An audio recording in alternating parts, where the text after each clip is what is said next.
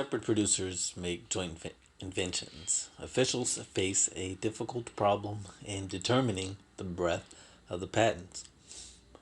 If the pioneering invention has little standalone value, then some of the improvements value must be paid to the pioneer in order to provide an adequate incentive for pioneering inventions.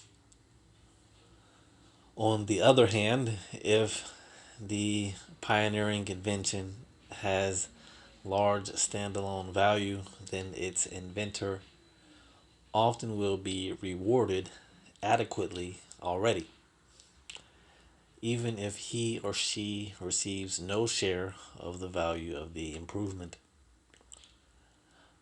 Thus, patent protection for pioneering inventions should be broader for those with little standalone value, and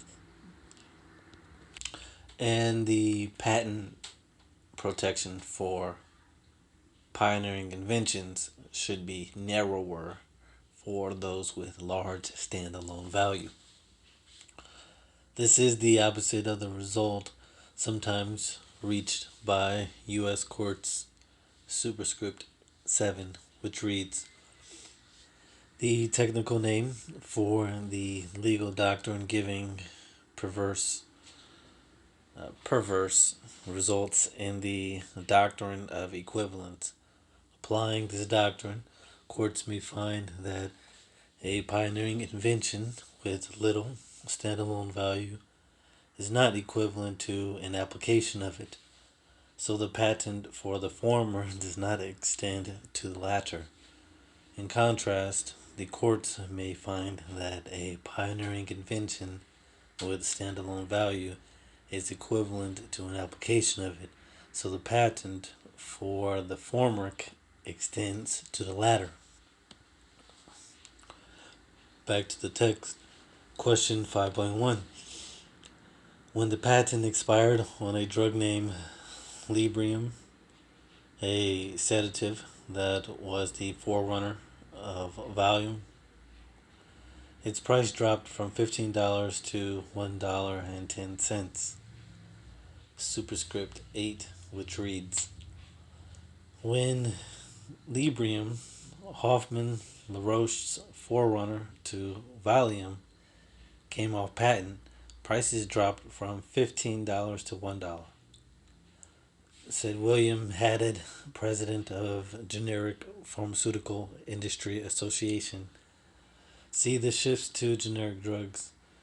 New York Times, July 23rd, 1984, page 19. Back to the text. Explain why this drop in price occurred. Relate your explanation to the problem of efficient incentives for creating and transmitting an idea. Question 5.2. Recall our example of an investment of $100,000 in research that yields a pioneering invention that has no commercial value, and a subsequent investment of $50,000 in development that yields an improvement that has commercial value of $1 million. Assume that firm capital A is uniquely situated to do the pioneering research, and firm B is uniquely situated to develop the application. Predict the difference in investment resulting from a broad patent law and a narrow patent law. In making your prediction, distinguish between a situation in which transaction costs prevent firm capital A from firm capital B from bargaining with each other, and a situation in which transaction costs of bargaining are zero. Question 5.3.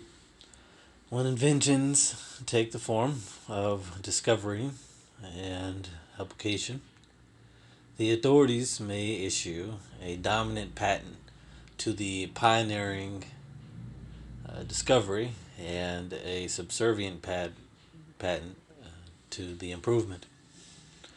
The subservient invention cannot be manufactured legally without the agreement of the holders of the dominant patent and the subservient patent. Thus, the two parties are compelled to bargain, each having veto power, and agree on the division of future profits before manufacturing the improvement. Absent such an agreement, only the pioneering invention can be manufactured. Answer questions 5.2 under the assumption that instead of prescribing broad or narrow patents, the law grants a dominant patent and a subservient patent.